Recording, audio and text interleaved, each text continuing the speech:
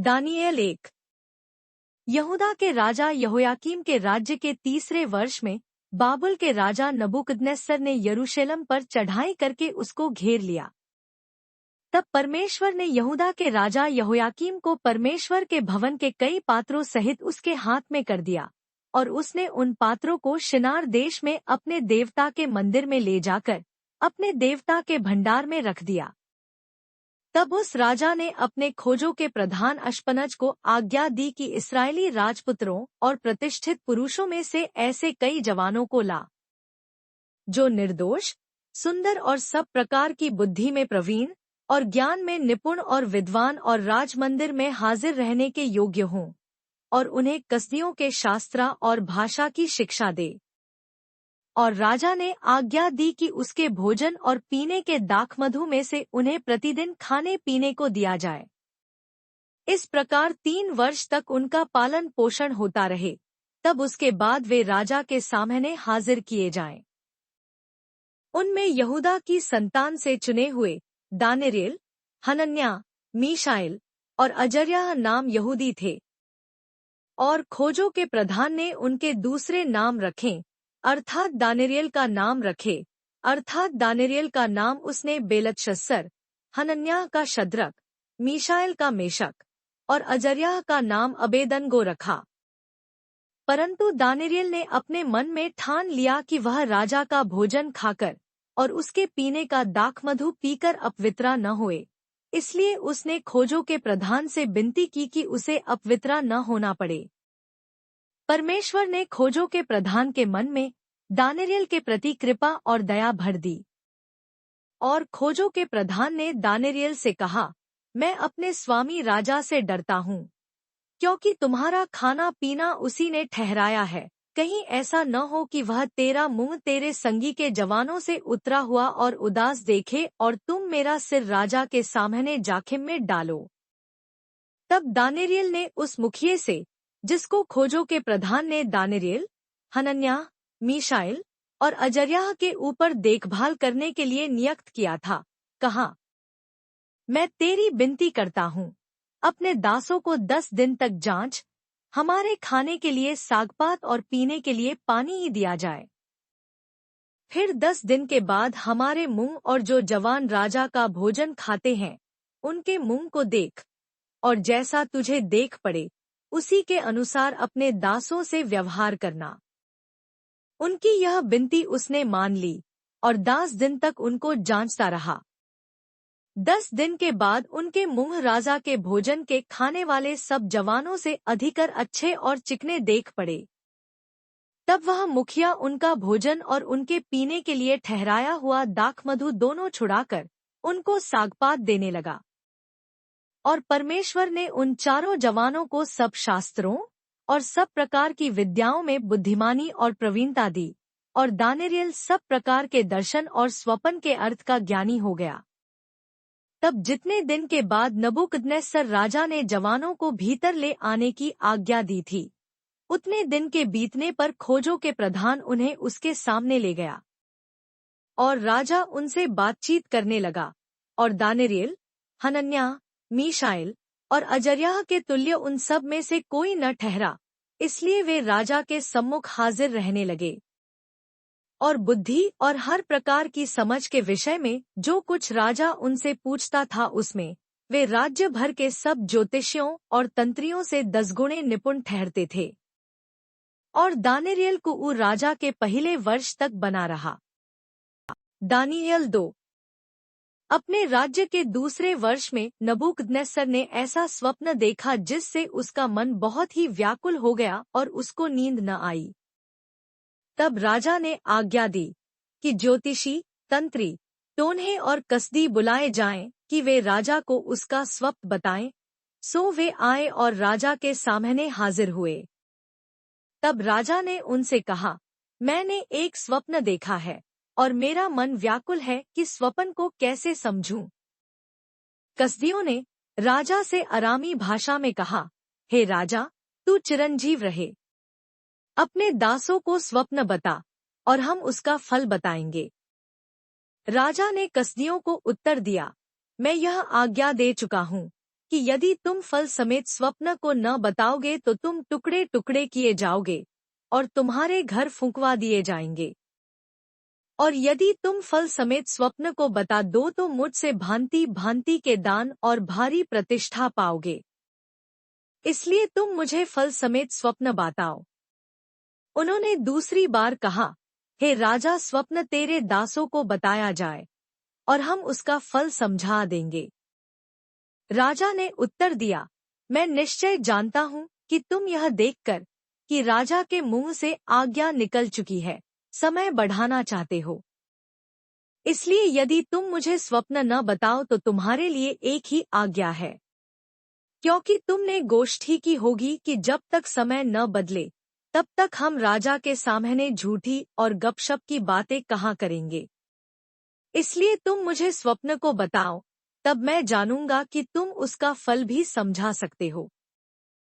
कसदियों ने राजा से कहा, पृथ्वी भर में ऐसा कोई मनुष्य नहीं जो राजा के मन की बात बता सके, और न कोई ऐसा राजा व प्रधान व हाकिम कभी हुआ है जिसने किसी ज्योतिषी व तंत्री व कसदी से ऐसी बात पूछी हो। जो बात राजा पूछता है वह अनोखी है, और देवताओं को छोड़कर जिनका निवास मनुष्यों के संग नहीं है, और कोई दूसरा नहीं जो राजा को यह बता सके। इस पर राजा ने झुंझलाकर और बहुत की क्रोधित होकर बाबुल के सब पंडितों के नाश करने की आज्ञा दे दी। सो यह आज्ञा निकली और पंडित लोगों का घात होने पर था, और लोग दानियेल और उसके संगियों को ढूंढ रहे थे कि वे भी घात किए जाएं। तब दानियेल ने जल्लादों के प्रधान अर्योक से, जो बाबुल के पंडितों को घात करने के लिए निकला था, सोच विचार कर और बुद्धिमानी के साथ कहा, और राजा के हाकिम अर्योक से पूछने लगा, यह आज्ञा राजा की ओर से ऐसी उतावली के साथ क्यों निकली? तब अर्योक ने दानियेल को इसका भेद बता दिया, और दानियेल ने भीतर जाकर राजा से विनती की कि उसके लिए कोई समय ठहराया जाए, तो वह महाराज को स्वप्न का फल बता देगा। तब दानियेल ने अपने घर जाकर अपने संगी हनन्याह, मीशाएल और अजर्याह को यह हाल बताकर कहा, इस भेद के विशेष में स्वर्ग के परमेश्वर की दया के लिए यह कहकर प्रार्थना करो कि बाबुल के और सब पंडितों के संग दानियेल और उसके संगी भी नाश न किए जाएं। तब वह भेद दानियेल को रात के समय दर्शन के द्वारा प्रकट किया गया। सो दानियेल ने स्वर्ग के परमेश्वर का यह कहकर धन्यवाद किया, परमेश्वर का नाम युगानुयुग धन्य है, क्योंकि बुद्धि और पराक्रम उसी के हैं। समयों और ऋतुओं को वही पलटता है, राजाओं का अस्त और उदय भी वही करता है, बुद्धिमानों को बुद्धि और समझवालों को समझ भी वही देता है। वही गूढ़ और गुप्त बातों को प्रकट करता है, वह जानता है कि अंधियारे में क्या है, और उसके संग सदा प्रकाश बना रहता है। हे मेरे पूर्वजों के परमेश्वर, मैं तेरा धन्यवाद और स्तुति करता हूँ, क्योंकि तूने मुझे बुद्धि और शक्ति दी है, और जिस भेद का खुलना हम लोगों ने तुझसे मांगे था, उसे तूने मुझ पर प्रकट किया है। तूने हमको राजा की बात बताई है। तब दानियेल ने अर्योक के पास, जिसे राजा ने बाबुल के पंडितों के नाश करने के लिए ठहराया था, भीतर जाकर कहा, बाबुल के पंडितों का नाश न कर, मुझे राजा के सम्मुख भीतर ले चल, मैं फल बताऊंगा। तब अर्योक ने दानियेल को राजा के सम्मुख शीघ्र भीतर ले जाकर उससे कहा, यहूदी बंधुओं में से एक पुरुष मुझको मिला है, जो राजा को स्वप्न का फल बताएगा। राजा ने दानियेल से, जिसका नाम बेलतशस्सर भी था, पूछा, क्या तुझ में इतनी शक्ति है कि जो स्वप्न मैंने देखा है उसे फल समेत मुझे बताएं? दानियेल ने राजा का उत्तर दिया, जो भेद राजा पूछता है वह न तो पंडित, न तंत्री, न ज्योतिषी, न दूसरे भावी बताने वाले राजा को बता सकते हैं। हे राजा, जब तुझको पलंग पर यह विचार हुआ कि भविष्य में क्या क्या होने वाला है, तब भेदों को खोलने वाले ने तुझको बताया कि क्या क्या होने वाला है। मुझ पर यह भेद इस कारण नहीं खोला गया कि मैं और सब प्राणियों से अधिक बुद्धिमान हूँ, परंतु केवल इसी कारण खोला गया है कि स्वप्न का फल राजा को बताया जाए और तू अपने मन के विचार समझ सके। हे राजा, जब तू देख रहा था तब एक बड़ी मूर्ति देख पड़ी, और वह मूर्ति जो तेरे सामने खड़ी थी सो लंबी चौड़ी थी, उसकी चमक अनुपम थी और उसका रूप भयंकर था। उस मूर्ति का सिर तो चोखे सोने का था, उसकी छाती और भुजाएं चांदी की, उसका पेट और जांघें पीतल की, उसकी टांगे लोहे की और उसके पांव कुछ तो लोहे के और कुछ मिट्टी के थे। फिर देखते देखते तूने क्या देखा कि एक पत्थर ने बिना किसी के खोदे आप ही आप उखड़कर उस मूर्ति के पांवों पर लगकर जो लोहे और मिट्टी के थे उनको चूर चूर कर डाला। तब लोहा, मिट्टी, पीतल, चांदी और सोना भी सब चूर चूर हो गए और धूपकाल में खलिहानों के भूसे की नाई हवा से ऐसे उड़ गए कि उनका कहीं पता न रहा, और वह पत्थर जो मूर्ति पर लगा था वह बड़ा पहाड़ बनकर सारी पृथ्वी में फैल गया। स्वप्न तो यूं ही हुआ, और अब हम उसका फल राजा को समझा देते हैं। हे राजा, तू तो महाराजाधीरा है, क्योंकि स्वर्ग के परमेश्वर ने तुझको राज्य, सामर्थ, शक्ति और महिमा दी है। और जहाँ कहीं मनुष्य पाए जाते हैं वहाँ उसने उन सबों को और मैदान के जीव जंतु और आकाश के पक्षी भी तेरे वश में कर दिए हैं, और तुझको उन सब का अधिकारी ठहराया है। यह सोने का सिर तू ही है। तेरे बाद एक राज्य और उदय होगा जो तुझसे छोटा होगा, फिर एक और तीसरा पीतल का सा राज्य होगा जिसमें सारी पृथ्वी आ जाएगी, और चौथा राज्य लोहे के तुल्य मजबूत होगा। लोहे से तो सब वस्तुएं चूर चूर हो जाती और पिस जाती हैं, इसलिए जिस भांति लोहे से वे सब कुचली जाती हैं उसी भांति उस चौथे राज्य से सब कुछ चूर चूर होकर पिस जाएगा। और तूने जो मूर्ति के पांवों और उनकी उंगलियों को देखा, जो कुछ कुम्हार की मिट्टी की और कुछ लोहे की थी, इससे वह चौथा राज्य बटा हुआ होगा, तो भी उसमें लोहे का सा कड़ापन रहेगा, जैसे कि तूने कुम्हार की मिट्टी के संग लोहा भी मिला हुआ देखा था। और जैसे पांवों की उंगलियां कुछ तो लोहे की और कुछ मिट्टी की थीं, इसका अर्थ यह है कि वह राज्य कुछ तो दृढ़ और कुछ निर्बल होगा। और तूने जो लोहे को कुम्हार की मिट्टी के संग मिला हुआ देखा, इसका अर्थ यह है कि उस राज्य के लोग एक दूसरे मनुष्यों से मिले जुले तो रहेंगे, परंतु जैसे लोहा मिट्टी के साथ मेल नहीं खाता वैसे ही वे भी एक न बने रहेंगे। और उन राजाओं के दिनों में स्वर्ग का परमेश्वर एक ऐसा राज्य उदय करेगा जो अनंतकाल तक न टूटेगा, और न वह किसी दूसरी जाति के हाथ में किया जाएगा, वरन वह उन सब राज्यों को चूर चूर करेगा और उनका अंत कर डालेगा, और वह सदा स्थिर रहेगा। जैसा तूने देखा कि एक पत्थर किसी के हाथ के बिन खोदे पहाड़ में से उखड़ा और उसने लोहे, पीतल, मिट्टी, चांदी और सोने को चूर चूर किया, इसी रीति महान परमेश्वर ने राजा को जताया है कि इसके बाद क्या क्या होने वाला है। न स्वप्न में और न उसके फल में कुछ संदेह है। इतना सुनकर नबूकदनेस्सर राजा ने मुंह के बल गिरकर दानियेल को दंडवत की और आज्ञा दी कि उसको भेंट चढ़ाओ और उसके सामने सुगंध वस्तु जलाओ। फिर राजा ने दानियेल से कहा, सच तो यह है कि तुम लोगों का परमेश्वर, सब ईश्वरों का ईश्वर, राजाओं का राजा और भेदों का खोलने वाला है, इसलिए तू यह भेद प्रकट कर पाया। तब राजा ने दानियेल का पद बड़ा किया और उसको बहुत से बड़े बड़े दान दिए, और यह आज्ञा दी कि वह बाबुल के सारे प्रांत पर हाकिम और बाबुल के सब पंडितों पर मुख्य प्रधान बने। तब दानियेल के विनती करने से राजा ने शद्रक, मेशक और अबेदनगो को बाबुल के प्रांत के कार्य के ऊपर नियुक्त कर दिया, परंतु दानियेल आप ही राजा के दरबार में रहा करता था। दानियेल 3।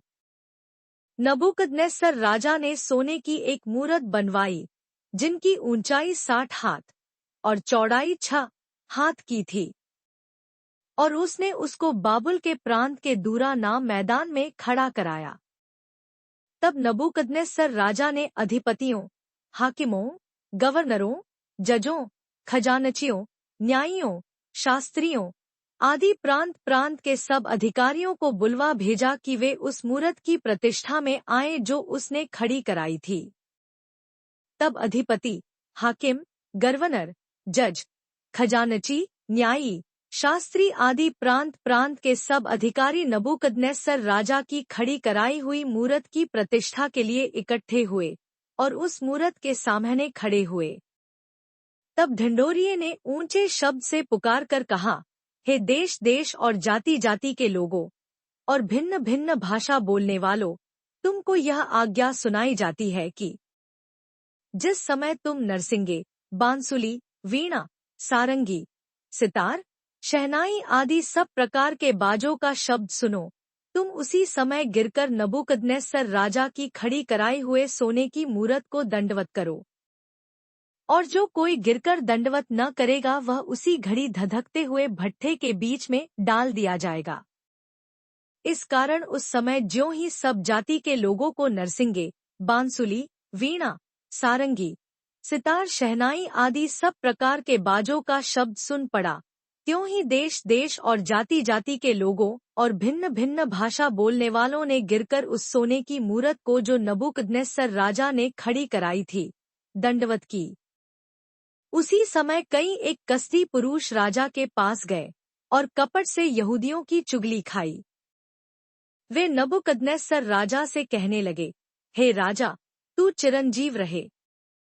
हे राजा, तूने तो यह आज्ञा दी है कि जो मनुष्य नरसिंगे, बांसुली, वीणा, सारंगी, सितार, शहनाई आदि सब प्रकार के बाजों का शब्द सुने, वह गिरकर उस सोने की मूरत को दंडवत करे, और जो कोई गिरकर दंडवत न करे वह धधकते हुए भट्ठे के बीच में डाल दिया जाए।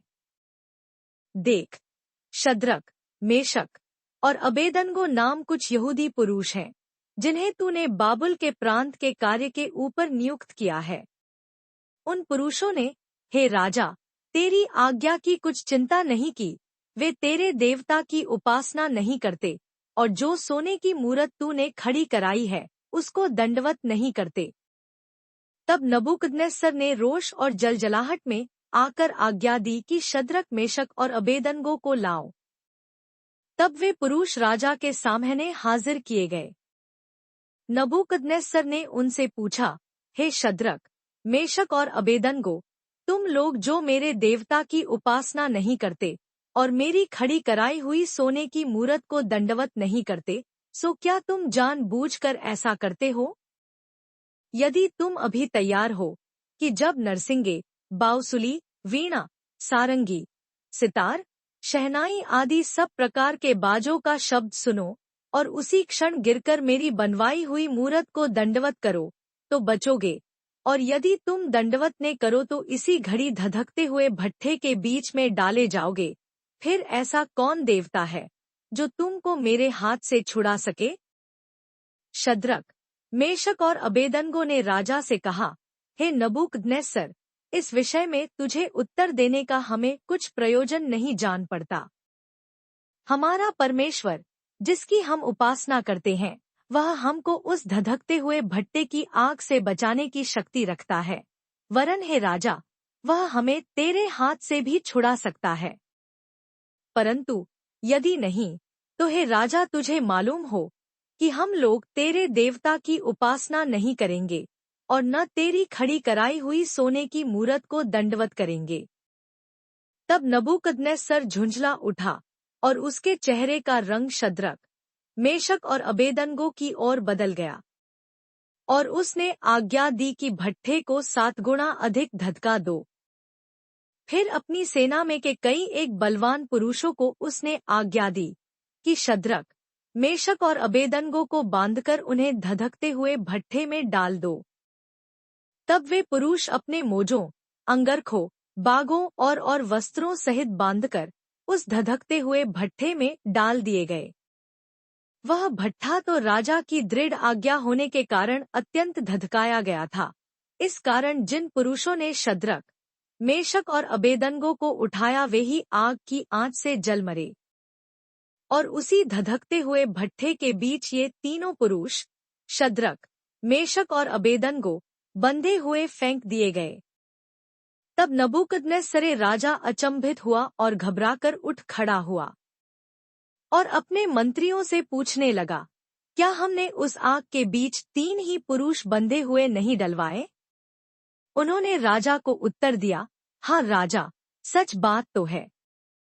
फिर उसने कहा, अब मैं देखता हूँ कि 4 पुरुष आग के बीच खुले हुए टहल रहे हैं और उनको कुछ भी हानि नहीं पहुंची, और चौथे पुरुष का स्वरूप ईश्वर के पुत्रा के सदृश है।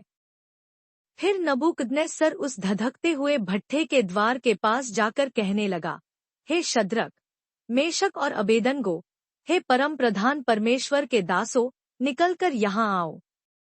यह सुनकर शद्रक, मेशक और अबेदनगो आग के बीच से निकल आए। जब अधिपति, हाकिम, गवर्नर और राजा के मंत्रियों ने, जो इकट्ठे हुए थे, उन पुरुषों की ओर देखा, तब उनकी देह में आग का कुछ भी प्रभाव नहीं पाया, और उनके सिर का एक बाल भी न झुलसा, न उनके मोजे कुछ बिगड़े, न उनमें जलने की कुछ गंध पाई गई। नबूकदनेस्सर कहने लगा, धन्य है शद्रक, मेशक और अबेदनगो का परमेश्वर, जिसने अपना दूत भेजकर अपने इन दासों को इसलिए बचाया, क्योंकि इन्होंने राजा की आज्ञा न मानकर उसी पर भरोसा रखा और यह सोचकर अपना शरीर भी अर्पण किया कि हम अपने परमेश्वर को छोड़ किसी देवता की उपासना व दंडवत न करेंगे।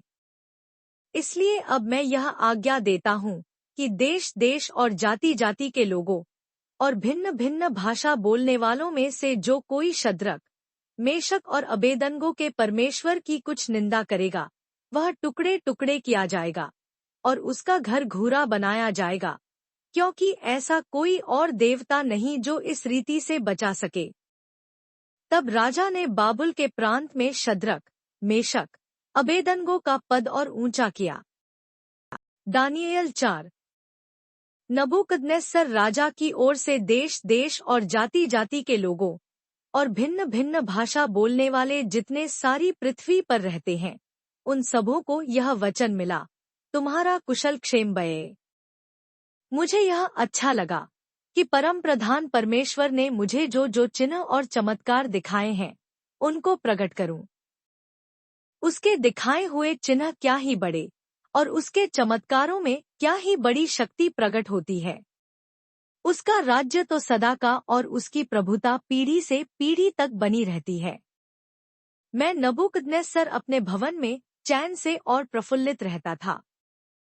मैंने ऐसा स्वप्न देखा जिसके कारण मैं डर गया, और पलंग पर पड़े पड़े जो विचार मेरे मन में आए और जो बातें मैंने देखी, उनके कारण मैं घबरा गया था।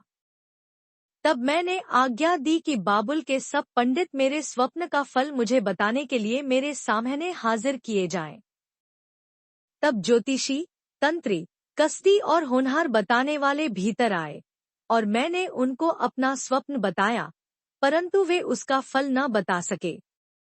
निदान दानियेल मेरे सम्मुख आया, जिसका नाम मेरे देवता के नाम के कारण बेलतशस्सर रखा गया था, और जिसमें पवित्र ईश्वरों की आत्मा रहती है, और मैंने उसको अपना स्वप्न यह कहकर बता दिया कि हे बेलतशस्सर, तू तो सब ज्योतिषियों का प्रधान है।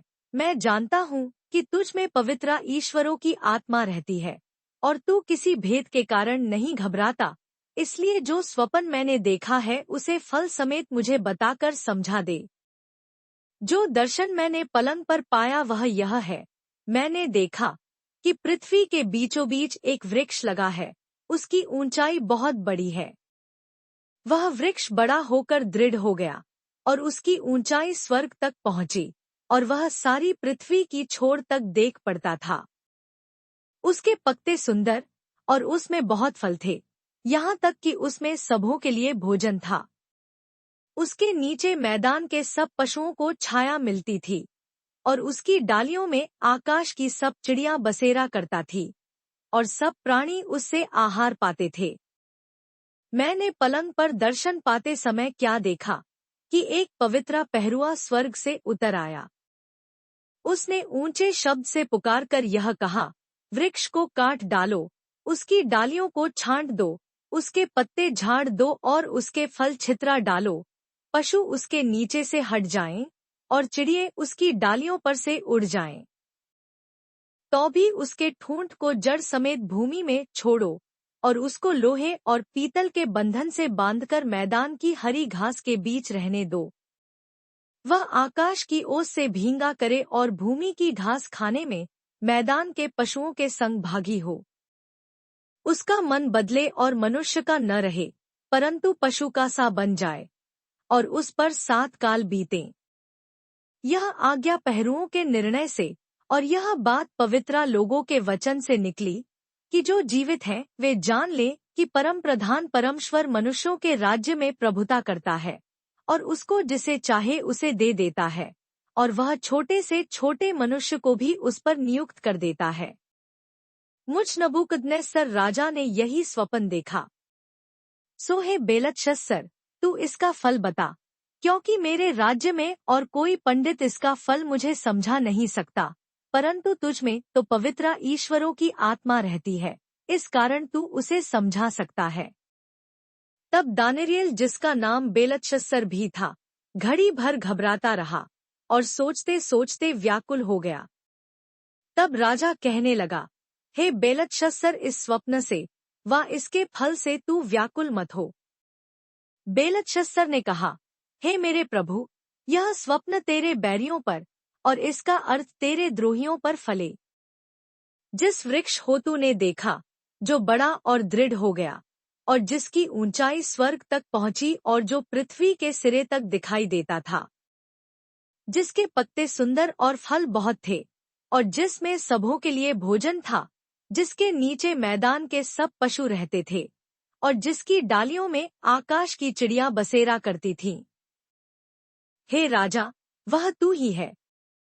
तू महान और सामर्थी हो गया, तेरी महिमा बढ़ी और स्वर्ग तक पहुंच गई और तेरी प्रभुता पृथ्वी की छोर तक फैली है।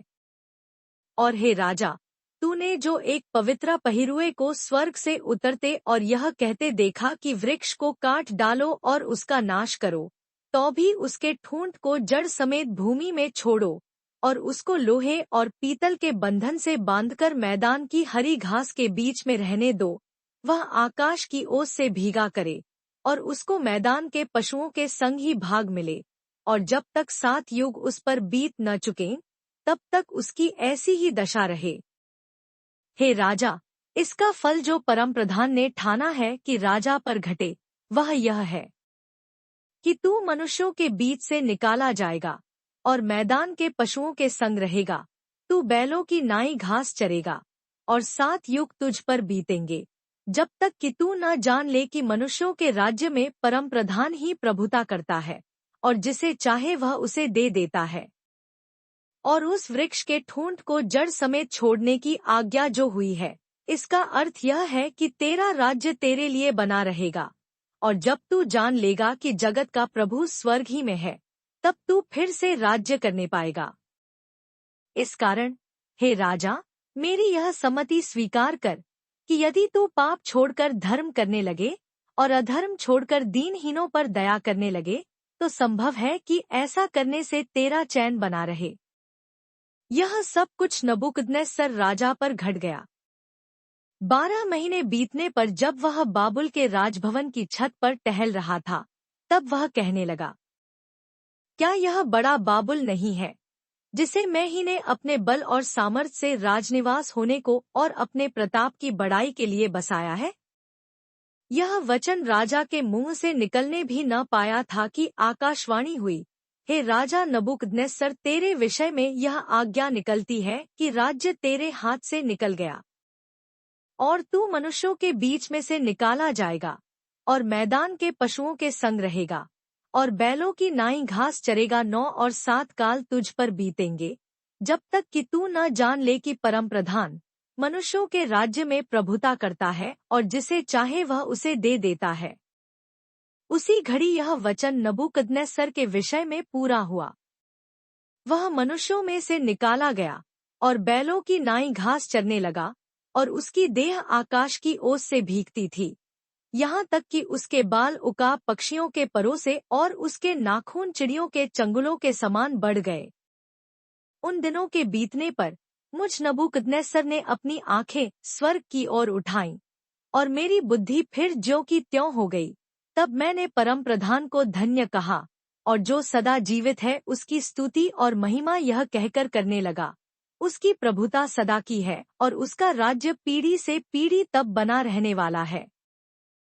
पृथ्वी के सब रहने वाले उसके सामने तुच्छ गिने जाते हैं, और वह स्वर्ग की सेना और पृथ्वी के रहने वालों के बीच अपनी इच्छा के अनुसार काम करता है, और कोई उसको रोककर उससे नहीं कह सकता है, तूने यह क्या किया है। उसी समय मेरी बुद्धि फिर ज्यों की त्यों हो गई, और मेरे राज्य की महिमा के लिए मेरा प्रताप और मुकुट मुझ पर फिर आ गया। और मेरे मंत्री और प्रधान लोग मुझसे भेंट करने के लिए आने लगे, और मैं राज्य में स्थिर हो गया, और मेरी और अधिक प्रशंसा होने लगी। अब मैं नबूकदनेस्सर स्वर्ग के राजा को सराहता हूँ, और उसकी स्तुति और महिमा करता हूँ, क्योंकि उसके सब काम सच्चे और उसके सब व्यवहार न्याय के हैं, और जो लोग घमंड से चलते हैं उन्हें वह नीचा कर सकता है।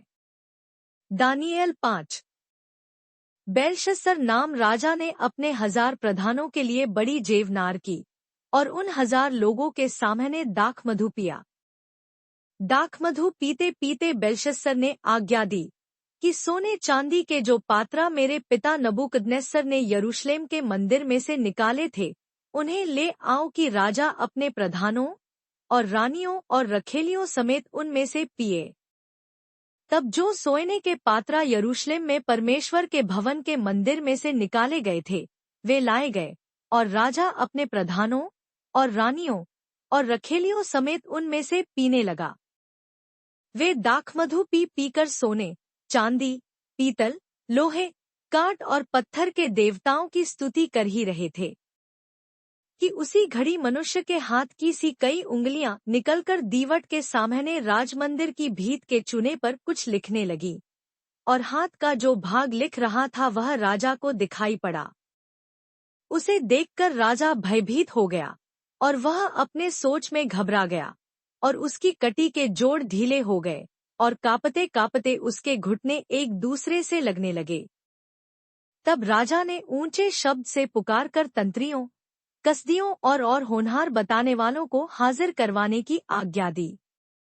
जब बाबुल के पंडित पास आए, तब राज उनसे कहने लगा, जो कोई वह लिखा हुआ पढ़कर उसका अर्थ मुझे समझाए, उसे बैंजनी रंग का वस्त्र और उसके गले में सोने की कंठमाला पहनाई जाएगी, और मेरे राज्य में तीसरा वही प्रभुता करेगा। तब राजा के सब पंडित लोग भीतर आए, परंतु उस लिखे हुए को न पढ़ सके और न राजा को उसका अर्थ समझा सके। इस पर बेलशस्सर राजा निपट घबरा गया और भयातुर हो गया, और उसके प्रधान भी बहुत व्याकुल हुए। राजा और प्रधानों के वचनों को सुनकर रानी जेवनार के घर में आई और कहने लगी, हे राजा, तू युग युग जीवित रहे, अपने मन में न घबरा और न उदास हो। तेरे राज्य में दानियेल एक पुरुष है जिसका नाम तेरे पिता ने बेलतशस्सर रखा था। उसमें पवित्र ईश्वरों की आत्मा रहती है, और उस राजा के दिनों में उसमें प्रकाश, प्रवीणता और ईश्वरों के तुल्य बुद्धि पाई गई। और हे राजा, तेरा पिता जो राजा था, उसने उसको सब ज्योतिषियों, तंत्रियों, कसदियों और होनहार बताने वालों का प्रधान ठहराया था, क्योंकि उसमें उत्तम आत्मा, ज्ञान और प्रवीणता, और स्वप्नों का फल बताने और पहेलियां खोलने और संदेह दूर करने की शक्ति पाई गई। इसलिए अब दानियेल बुलाया जाए, और वह इसका अर्थ बताएगा। तब दानियेल राजा के सामने भीतर बुलाया गया। राजा दानियेल से पूछने लगा, क्या तू वही दानियेल है जो मेरे पिता नबूकदनेस्सर राजा के यहूदा देश से लाए हुए यहूदी बंधुओं में से है? मैंने तेरे विषय में सुना है कि ईश्वर की आत्मा तुझ में रहती है, और प्रकाश, प्रवीणता और उत्तम बुद्धि तुझ में पाई जाती है। देख, अभी पंडित और तंत्री लोग मेरे सामने इसलिए लाए गए थे कि यह लिखा हुआ पढ़ें और उसका अर्थ मुझे बताएं, परंतु वे उस बात का अर्थ न समझा सके। परंतु मैंने तेरे विषय में सुना है कि दानियेल भेद खोल सकता और संदेह दूर कर सकता है। इसलिए अब यदि तू उस लिखे हुए को पढ़ सके और उसका अर्थ भी मुझे समझा सके, तो तुझे बैंजनी रंग का वस्त्र और तेरे गले में सोने की कंठमाला पहनाई जाएगी, और राज्य में तीसरा तू ही प्रभुता करेगा। दानियेल ने राजा से कहा, अपने दान अपने ही पास रख, और जो बदला तू देना चाहता है वह दूसरे को दे। वह लिखी हुई बात मैं राजा को पढ़ सुनाऊंगा और उसका अर्थ भी तुझे समझाऊंगा। हे राजा, परमप्रधान परमेश्वर ने तेरे पिता नबूकदनेस्सर को राज्य, बड़ाई, प्रतिष्ठा और प्रताप दिया था, और उस बड़ाई के कारण जो उसने उसको दी थी, देश देश और जाति जाति के सब लोग और भिन्न भिन्न भाषा बोलने वाले उसके सामने कांपते और थरथराते थे। जिसे वह चाहता उसे वह घात करता था, और जिसको वह चाहता उसे वह जीवित रखता था, जिसे वह चाहता उसे वह ऊंचा पद देता था, और जिसको वह चाहता उसे वह गिरा देता था। परंतु जब उसका मन फूल उठा और उसकी आत्मा कठोर हो गई, यहाँ तक कि वह अभिमान करने लगा, तब वह अपने राज सिंहासन पर से उतारा गया और उसकी प्रतिष्ठा भंग की गई। वह मनुष्यों में से निकाला गया और उसका मन पशुओं का सा, और उसका निवास जंगली गधों के बीच हो गया। वह बैलों की नाई घास चरता और उसका शरीर आकाश की ओस से भीगा करता था, जब तक कि उसने जान न लिया कि परम प्रधान परमेश्वर मनुष्यों के राज्य में प्रभुता करता है और जिसे चाहता उसी को उस पर अधिकारी ठहराता है। तो भी, हे बेलशस्सर, तू जो उसका पुत्रा है और यह सब कुछ जानता था, तो भी तेरा मन नम्र न हुआ, वरन तूने स्वर्ग के प्रभु के विरुद्ध सिर उठाकर उसके भवन के पात्रा मंगवाकर अपने सामने धरवा लिए, और अपने प्रधानों और रानियों और रखेलियों समेत तूने उनमें दाख मधु पिया, और चांदी, सोने, पीतल, लोहे, काट और पत्थर के देवता, जो न देखते न सुनते न कुछ जानते हैं, उनकी तो स्तुति की। परंतु परमेश्वर, जिसके हाथ में तेरा प्राण है और जिसके वश में तेरा सब चलना फिरना है, उसका सम्मान तूने नहीं किया। तभी यह हाथ का एक भाग उसी की ओर से प्रकट किया गया है, और वे शब्द लिखे गए हैं। और जो शब्द लिखे गए वे ये हैं, मने, मने, तकेल और ऊपरसीन। इस वाक्य का अर्थ यह है, मने, अर्थात परमेश्वर ने तेरे राज्य के दिन गिनकर उसका अंत कर दिया है। तकेल, तू मानो तराजू में तौला गया और हल्का पाया गया। परेस, अर्थात तेरा राज्य बांटकर मादियों और फारसियों को दिया गया है। तब बेलशस्सर ने आज्ञा दी, और दानियेल को बैंजनी रंग का वस्त्र और उसके गले में सोने की कंठमाला पहनाई गई, और ढिंढोरिये ने उसके विषय में पुकारा कि राज्य में तीसरा दानियेल ही प्रभुता करेगा। उसी रात कसदियों का राजा बेलशस्सर मार डाला गया, और दारा मादी जो कोई 62 वर्ष का था राजगद्दी पर विराजमान हुआ। दानियेल 6। दारा को यह अच्छा लगा कि अपने राज्य के ऊपर 120 ऐसे अधिपति ठहराए जो पूरे राज्य में अधिकार रखें, और उनके ऊपर उसने 3 अध्यक्ष, जिनमें से दानियेल एक था, इसलिए ठहराए कि वे उन अधिपतियों से लेखा लिया रखें और इस रीति राजा की कुछ हानि न होने पाए। जब यह देखा गया कि दानियेल में उत्तम आत्मा रहती है, तब उसको उन अध्यक्षों और अधिपतियों से अधिक प्रतिष्ठा मिली, वरन राजा यह भी सोचता था कि उसको सारे राज्य के ऊपर ठहराए। तब अध्यक्ष और अधिपति राजकार्य के विषय में दानियेल के विरुद्ध दोष ढूंढने लगे, परंतु वह विश्वासयोग्य था और उसके काम में कोई भूल व दोष न निकला, और वे ऐसा कोई अपराध व दोष न पा सके। तब वे लोग कहने लगे, हम उस दानियेल के परमेश्वर की व्यवस्था को छोड़ और किसी विषय में उसके विरुद्ध कोई दोष न पा सकेंगे। तब वे अध्यक्ष और अधिपति राजा के पास उतावली से आए और उससे कहा, हे राजा दारा, तू युग युग जीवित रहे।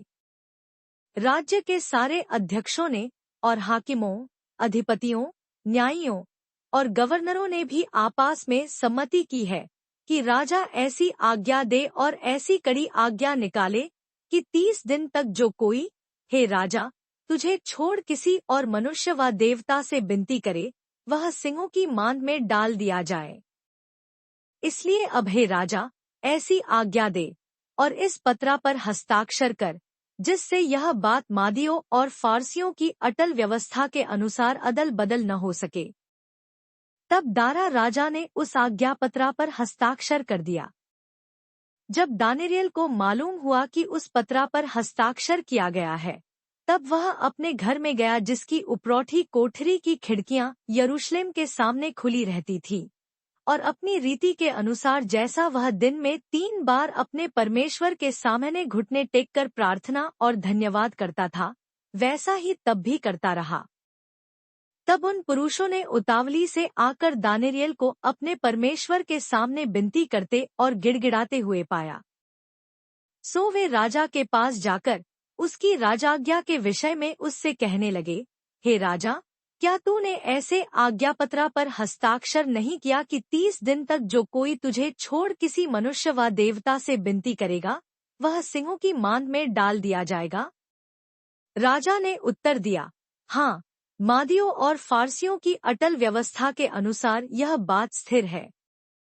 तब उन्होंने राजा से कहा, यहूदी बंधुओं में से जो दानियेल है, उसने, हे राजा, न तो तेरी ओर कुछ ध्यान दिया और न तेरे हस्ताक्षर किए हुए आज्ञापत्रा की ओर, वह दिन में 3 बार विनती किया करता है। यह वचन सुनकर राजा बहुत उदास हुआ और दानियेल के बचाने के उपाय सोचने लगा, और सूर्य के अस्त होने तक उसके बचाने का यत्न करता रहा। तब वे पुरुष राजा के पास उतावली से आकर कहने लगे, हे राजा, यह जान रख कि मादियों और फारसियों में यह व्यवस्था है कि जो जो मनाही व आज्ञा राजा ठहराए, वह नहीं बदल सकती। तब राजा ने आज्ञा दी और दानियेल लाकर सिंहों की मांद में डाल दिया गया। उस समय राजा ने दानियेल से कहा, तेरा परमेश्वर जिसकी तू नित्य उपासना करता है, वही तुझे बचाए।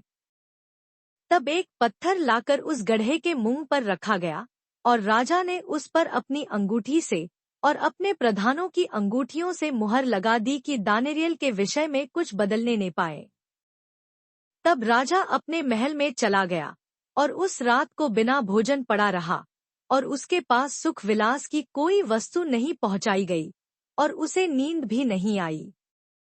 भोर को पौ फटते ही राजा उठा और सिंहों के गड्ढे की ओर फुर्ती से चला गया।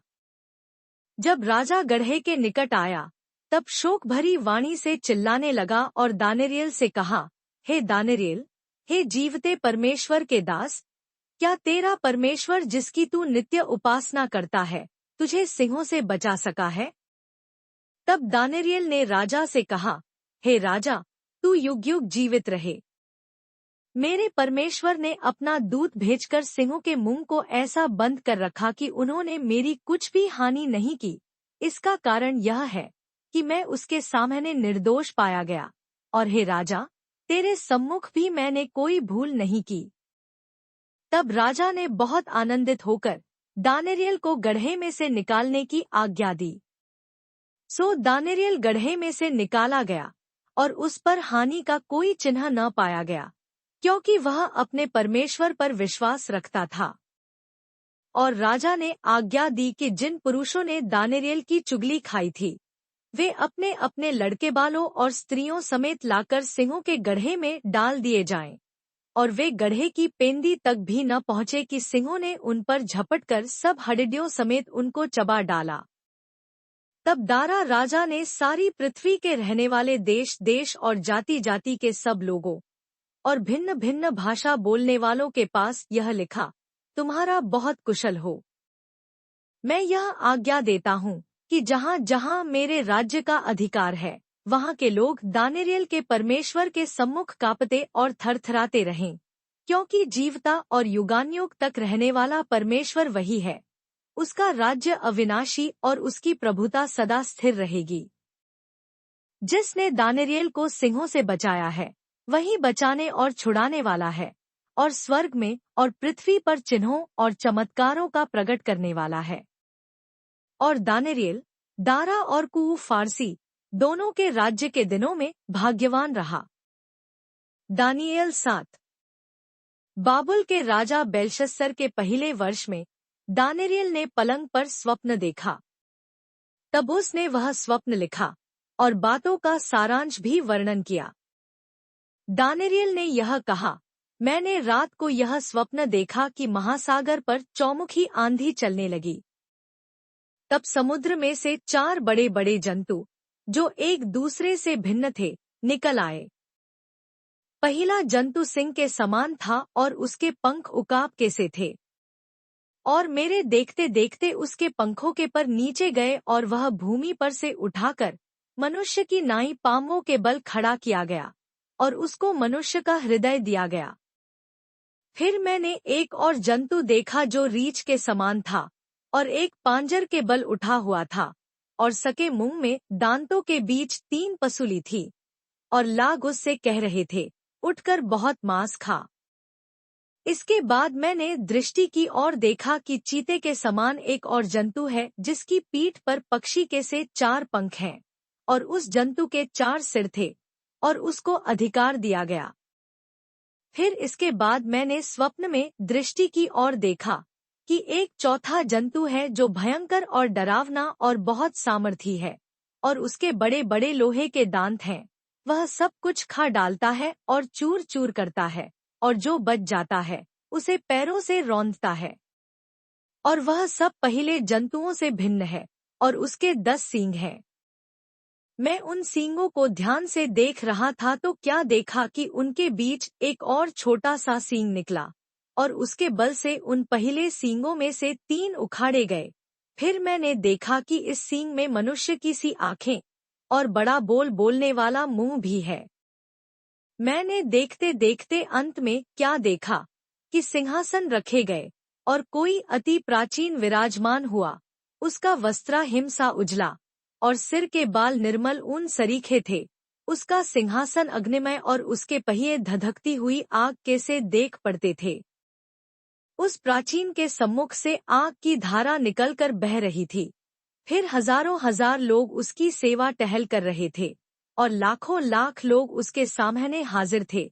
फिर न्यायी बैठ गए और पुस्तकें खोली गईं।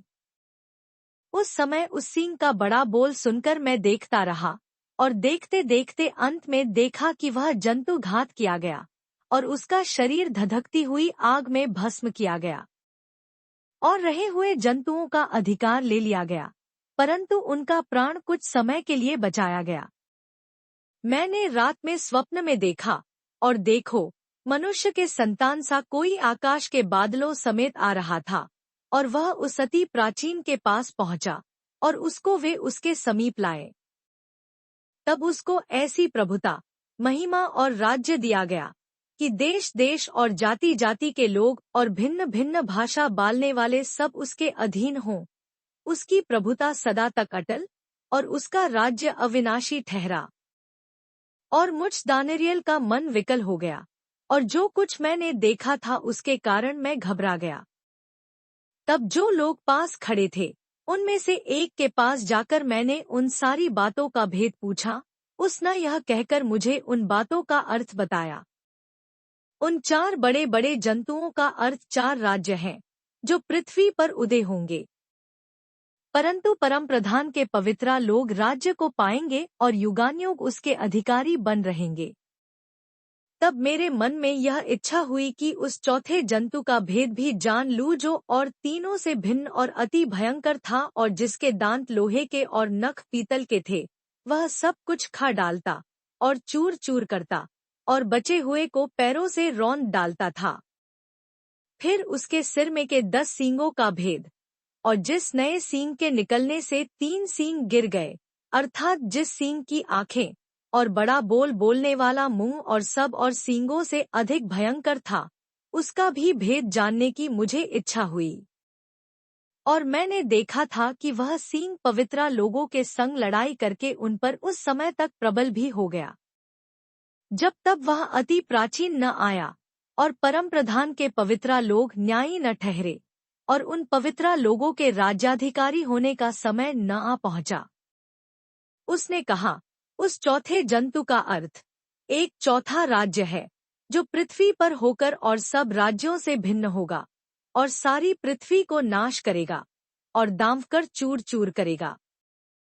और उन 10 सींगों का अर्थ यह है कि उस राज्य में से 10 राजा उठेंगे और उनके बाद उन पहलों से भिन्न एक और राजा उठेगा जो 3 राजाओं को गिरा देगा। और वह परमप्रधान के विरुद्ध बातें कहेगा और परमप्रधान के पवित्र लोगों को पीस डालेगा और समयों और व्यवस्था के बदल देने की आशा करेगा, वरन 3.5 काल तक वे सब उसके वश में कर दिए जाएंगे। परंतु तब न्यायी बैठेंगे और उसकी प्रभुता छीनकर मिटाई और नाश की जाएगी, यहाँ तक कि उसका अंत ही हो जाएगा। तब राज्य और प्रभुता और धरती पर के राज्य की महिमा परमप्रधान ही की प्रजा अर्थात उसके पवित्र लोगों को दी जाएगी। उसका राज्य सदा का राज्य है और सब प्रभुता करने वाले उसके अधीन होंगे और उसकी आज्ञा मानेंगे। इस बात का वर्णन मैं अब कर चुका, परंतु मुझ दानियेल के मन में बड़ी घबराहट बनी रही और मैं भयभीत हो गया और इस बात को मैं अपने मन में रखे रहा। दानियेल 8। बेलशस्सर राजा के राज्य के 3रे वर्ष में उस पहले दर्शन के बाद एक और बात मुझ दानियेल को दर्शन के द्वारा दिखाई गई। जब मैं एलाम नाम प्रांत में शूशन नाम राजगढ़ में रहता था, तब मैंने दर्शन में देखा कि मैं ऊले नदी के किनारे पर हूँ। फिर मैंने आंख उठाकर देखा कि उस नदी के सामने 2 सींग वाला एक मेढ़ा खड़ा है। उसके दोनों सींग बड़े हैं, परंतु उनमें से एक अधिक बड़ा है और जो बड़ा है वह दूसरे के बाद निकला। मैंने उस मेढ़े को देखा कि वह पश्चिम, उत्तर और दक्षिण की ओर सींग मारता है और कोई जंतु उसके सामने खड़ा नहीं रह सकता और न उसके हाथ से कोई किसी को बचा सकता है, और वह अपनी ही इच्छा के अनुसार काम करके बढ़ता जाता था। मैं सोच ही रहा था, तो फिर क्या देखा कि एक बकरा पश्चिम दिशा से निकलकर सारी पृथ्वी के ऊपर ऐसा फिर कि चलते समय भूमि पर पाँव न छुआया, और उस बकरे की आंखों के बीच एक देखने योग्य सींग था। वह उस 2 सींग वाले मेढ़े के पास जाकर, जिसको मैंने नदी के सामने खड़ा देखा था, उस पर जलकर अपने पूरे बल से लपका।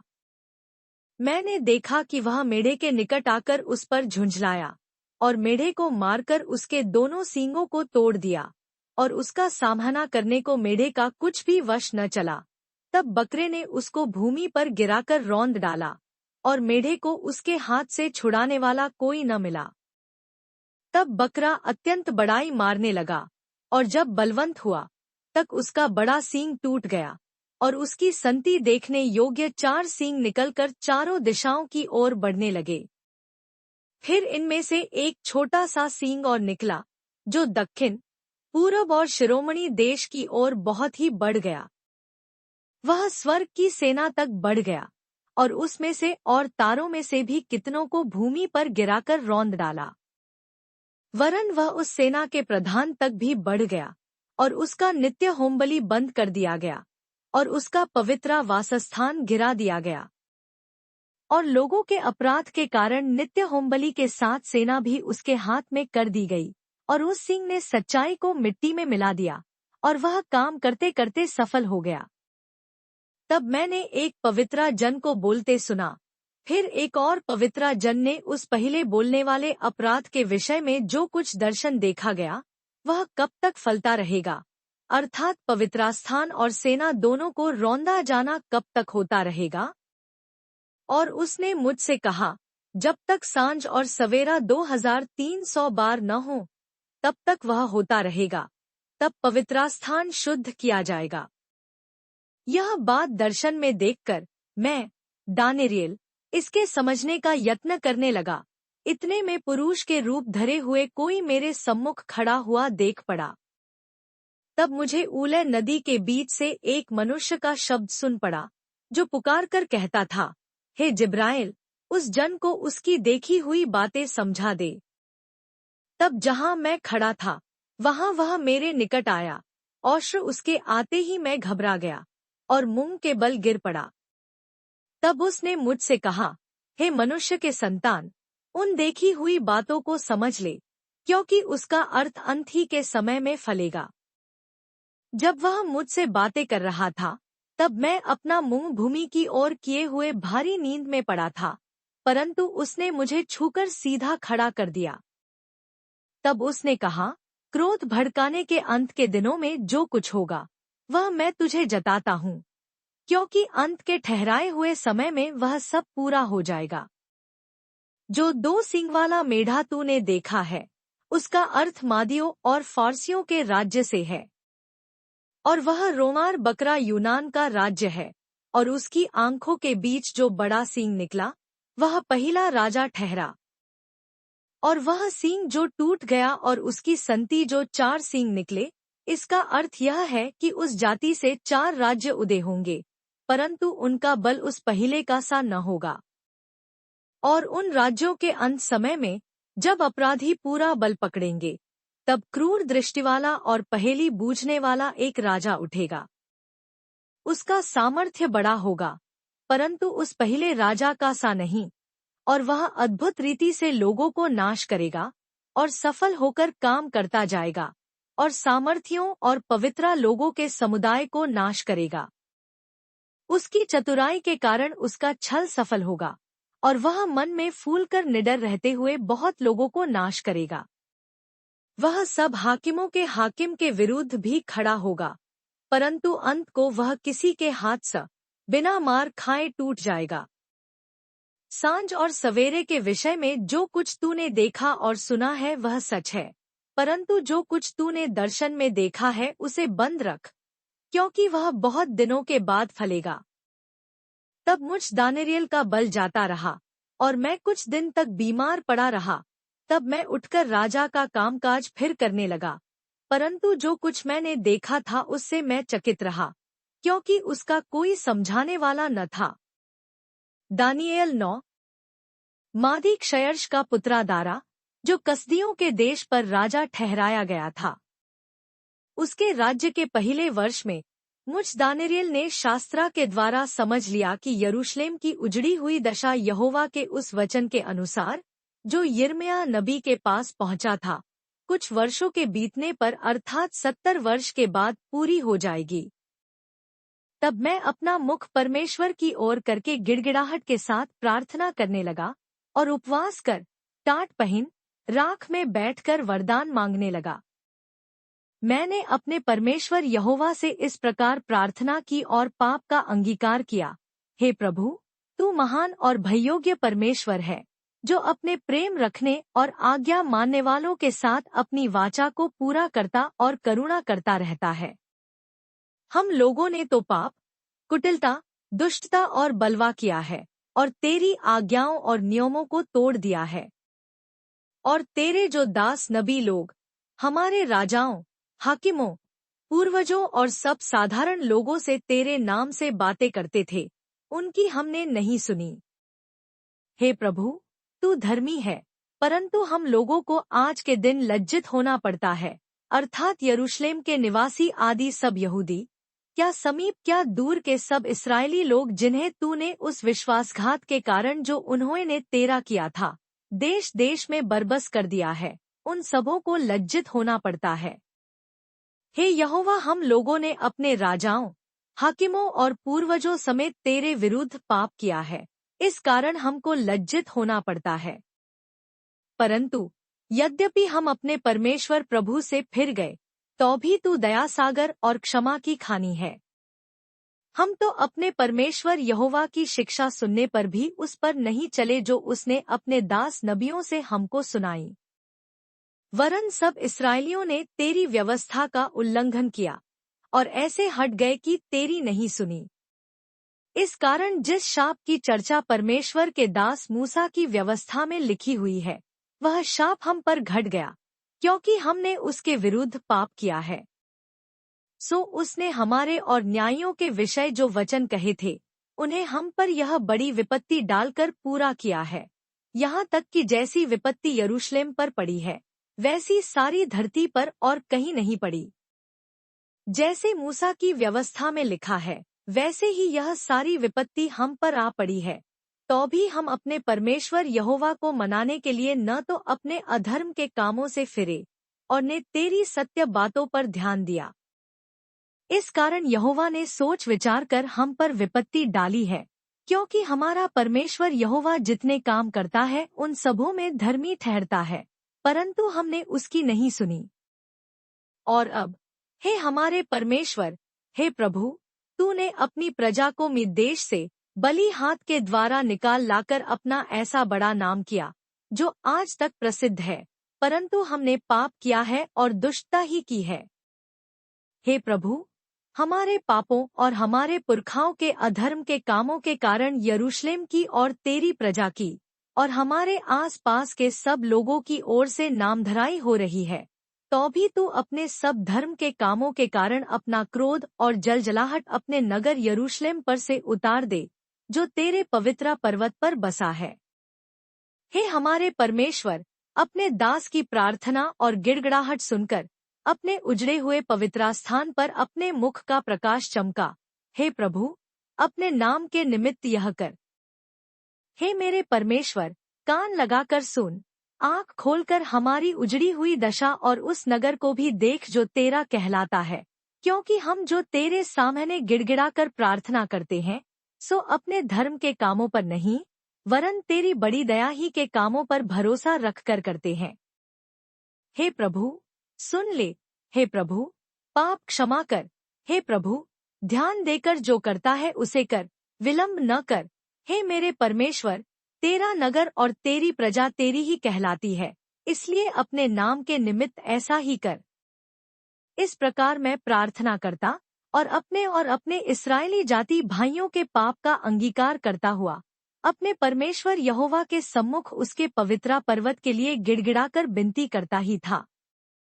तब वह पुरुष जिब्राइल जिस मैंने उस समय देखा जब मुझे पहले दर्शन हुआ था, उसने वेग से उड़ने की आज्ञा पाकर सांझ के अन्नबली के समय मुझको छू लिया और मुझे समझाकर मेरे साथ बातें करने लगा।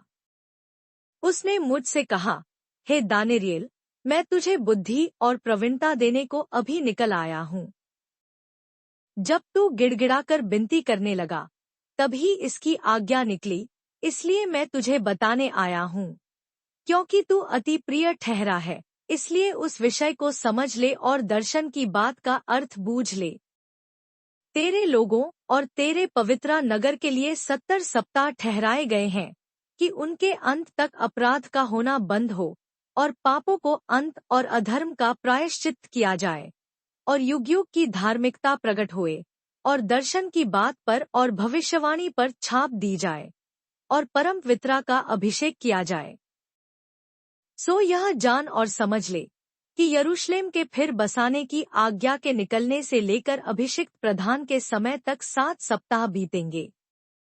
फिर 62 सप्ताहों के बीतने पर चौक और खाई समेत वह नगर कष्ट के समय में फिर बसाया जाएगा।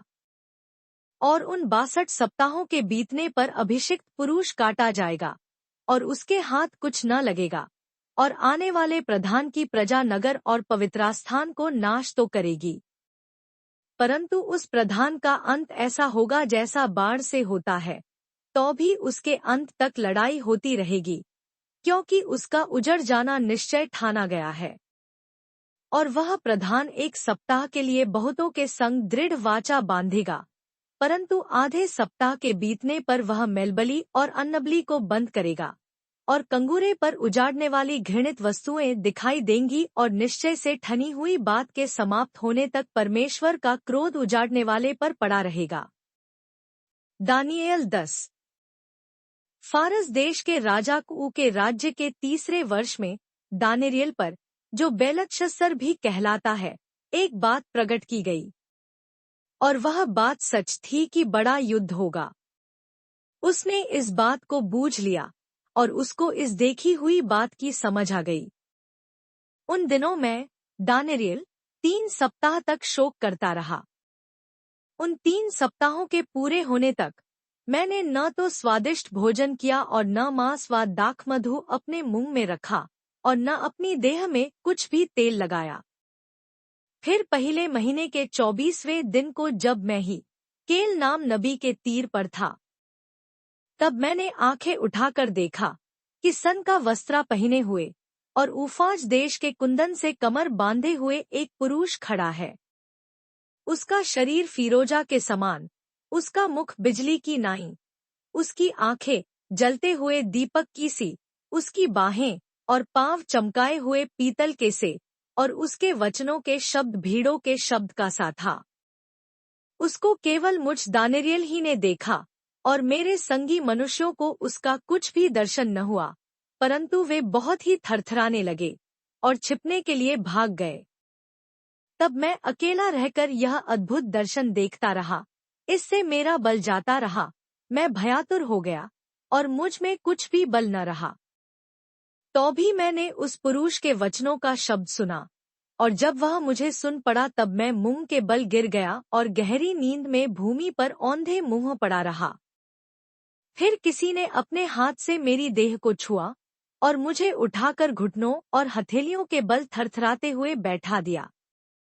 तब उसने मुझसे कहा, हे दानियेल, हे अति प्रिय पुरुष, जो वचन मैं तुझसे कहता हूँ उसे समझ ले और सीधा खड़ा हो, क्योंकि मैं अभी तेरे पास भेजा गया हूँ। जब उसने मुझसे यह वचन कहा तब मैं खड़ा तो हो गया परंतु थरथराता रहा। फिर उसने मुझसे कहा, हे दानियेल, मत डर, क्योंकि पहले ही दिन को जब तूने समझने बूझने के लिए मन लगाया और अपने परमेश्वर के सामने अपने को दीन किया, उसी दिन तेरे वचन सुने गए और मैं तेरे वचनों के कारण आ गया हूँ। फारस के राज्य का प्रधान 21 दिन तक मेरा सामना किए रहा, परंतु मीकाएल जो मुख्य प्रधानों में से है, वह मेरी सहायता के लिए आया, इसलिए मैं फारस के राजाओं के पास रहा। और जब मैं तुझे समझाने आया हूँ कि अंत के दिनों में तेरे लोगों की क्या दशा होगी, क्योंकि जो दर्शन तूने देखा है वह कुछ दिनों के बाद पूरा होगा। जब वह पुरुष मुझसे ऐसी बातें कह चुका, तब मैंने भूमि की ओर मुंह किया और चुपका रह गया। तब मनुष्य के संतान के समान किसी ने मेरे ओंठ छुए और मैं मुंह खोलकर बालने लगा। और जो मेरे सामने खड़ा था उससे मैंने कहा, हे मेरे प्रभु, दर्शन की बातों के कारण मुझको पीड़ा सी उठी और मुझ में कुछ भी बल नहीं रहा। सो प्रभु का दास अपने प्रभु के साथ क्यों कर बातें कर सके, क्योंकि मेरी देह में न तो कुछ बल रहा और न कुछ सांस ही रह गई। तब मनुष्य के समान किसी ने मुझे छूकर फिर मेरा हियाव बंधाया और उसने कहा, हे अति प्रिय पुरुष, मत डर, तुझे शांति मिले, तू दृढ़ हो और तेरा हियाव बंधा रहे। जब उसने यह कहा तब मैंने हियाव बांधकर कहा, हे मेरे प्रभु, अब कह, क्योंकि तूने मेरा हियाव बंधाया है। तब उसने कहा, क्या तू जानता है कि मैं किस कारण तेरे पास आया हूँ? अब मैं फारस के प्रधान से लड़ने को लौटूंगा, और जब मैं निकलूंगा तब यूनाना का प्रधान आएगा। और जो कुछ सच्ची बातों से भरी हुई पुस्तक में लिखा हुआ है वह मैं तुझे बताता हूँ। उन प्रधानों के विरुद्ध तुम्हारे प्रधान मीकाएल को छोड़ मेरे संग स्थिर रहने वाला और कोई भी नहीं है। दानियेल 11। और दारा नाम मादी राजा के राज्य के पहले वर्ष में उसको हियाव दिलाने और बल देने के लिए मैं खड़ा हो गया। और अब मैं तुझको सच्ची बात बताता हूँ। देख, फारस के राज्य में अब 3 और राजा उठेंगे, और चौथा राजा उन सबों से अधिक धनी होगा, और जब वह धन के कारण सामर्थी होगा तब सब लोगों को यूनान के राज्य के विरुद्ध उभारेगा। उसके बाद एक पराक्रमी राजा उठकर अपना राज्य बहुत बढ़ाएगा और अपनी इच्छा के अनुसार ही काम किया करेगा। और जब वह बड़ा होगा तब उसका राज्य टूटेगा और चारों दिशाओं में बंटकर अलग अलग हो जाएगा, और न तो उसके राज्य की शक्ति ज्यों की त्यों रहेगी और न उसके वंश को कुछ मिलेगा, क्योंकि उसका राज्य उखड़कर उनकी अपेक्षा और लोगों को प्राप्त होगा। तब दक्षिण देश का राजा बल पकड़ेगा, परंतु उसका एक हाकिम उससे अधिक बल पकड़कर प्रभुता करेगा, यहाँ तक कि उसकी प्रभुता बड़ी हो जाएगी। कई वर्षों के बीतने पर वे दोनों आपस में मिलेंगे और दक्षिण देश के राजा की बेटी उत्तर देश के राजा के पास शांति की वाचा बांधने को आएगी, परंतु उसका बाहुबल बना न रहेगा, और न वह राजा और न उसका नाम रहेगा, परंतु वह स्त्री अपने पहुंचाने वालों और अपने पिता और अपने संभालने वालों समेत अलग कर दी जाएगी। फिर उसकी जड़ों में से एक डाल उत्पन्न होकर उसके स्थान में बढ़ेगी। वह सेना समेत उत्तर के राजा के गढ़ में प्रवेश करेगा।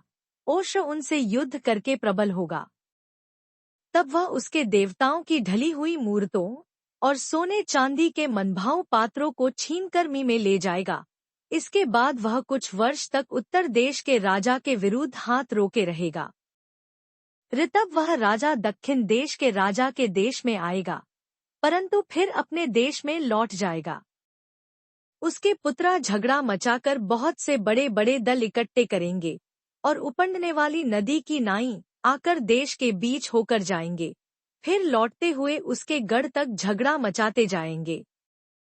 तब दक्षिण देश का राजा चिढ़ेगा और निकलकर उत्तर देश के उस राजा से युद्ध करेगा, और वह राजा लड़ने के लिए बड़ी भीड़ इकट्ठी करेगा, परंतु वह भीड़ उसके हाथ में कर दी जाएगी। उस भीड़ को जीत करके उसका मन फूल उठेगा और वह लाखों लोगों को गिराएगा, परंतु वह प्रबल न होगा, क्योंकि उत्तर देश का राजा लौटकर पहली से भी बड़ी भीड़ इकट्ठी करेगा, और कई दिनों वरन वर्षों के बीतने पर वह निश्चय बड़ी सेना और संपत्ति लिए हुए आएगा। उन दिनों में बहुत से लोग दक्षिण देश के राजा के विरुद्ध उठेंगे, वरन तेरे लोगों में से भी बलात्कारी लोग उठ खड़े होंगे, जिससे इस दर्शन की बात पूरी हो जाएगी, परंतु वे ठोकर खाकर गिरेंगे। तब उत्तर देश का राजा आकर किला बांधेगा और दृढ़ नगर ले लेगा, और दक्षिण देश के न तो प्रधान खड़े रहेंगे और न बड़े वीर, क्योंकि किसी के खड़े रहने का बल न रहेगा। तब जो भी उनके विरुद्ध आएगा वह अपनी इच्छा पूरी करेगा, और वह हाथ में सत्यानाश लिए हुए शिरोमणि देश में भी खड़ा होगा और उसका सामना करने वाला कोई न रहेगा। तब वह अपने राज्य के पूर्ण बल समेत कई सीधे लोगों को संग लिए हुए आने लगेगा और अपनी इच्छा के अनुसार काम किया करेगा, और वह उसको एक स्त्री इसलिए देगा कि उसका राज्य बिगाड़ा जाए, परंतु वह स्थिर न रहेगी, न उस राजा की होगी।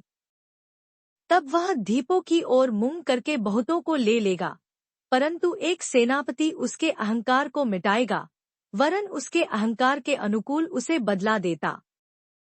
तब वह अपने देश के गढ़ों की ओर मुंह फेरेगा, और वह ठोकर खाकर गिरेगा, और कहीं उसका पता न रहेगा। तब उसके स्थान में कोई ऐसा उठेगा जो शिरोमणि राज्य में अंधेर करने वाले को घुमाएगा, परंतु थोड़े दिन बीतने पर वह क्रोध व युद्ध किए बिना ही नाश हो जाएगा। उसके स्थान में एक तुच्छ मनुष्य उठेगा, जिसकी राज प्रतिष्ठा पहले तो न होगी, तो भी वह चैन के समय आकर चिकनी चुपड़ी बातों के द्वारा राज्य को प्राप्त करेगा। तब उसकी भुजारूपी बाढ़ से लोग, वरन वाचा का प्रधान भी उसके सामने से बहकर नाश होंगे, क्योंकि वह उसके संग वाचा बांधने पर भी छल करेगा, और थोड़े ही लोगों को संग लिए हुए चढ़कर प्रबल होगा। चैन के समय वह प्रांत के उत्तम से उत्तम स्थानों पर चढ़ाई करेगा, और जो काम न उसके पुरखा और न उसके पुरखाओं के पुरखा करते थे, उसे वह करेगा, और लूटी हुई धन संपत्ति उनमें बहुत बांटा करेगा।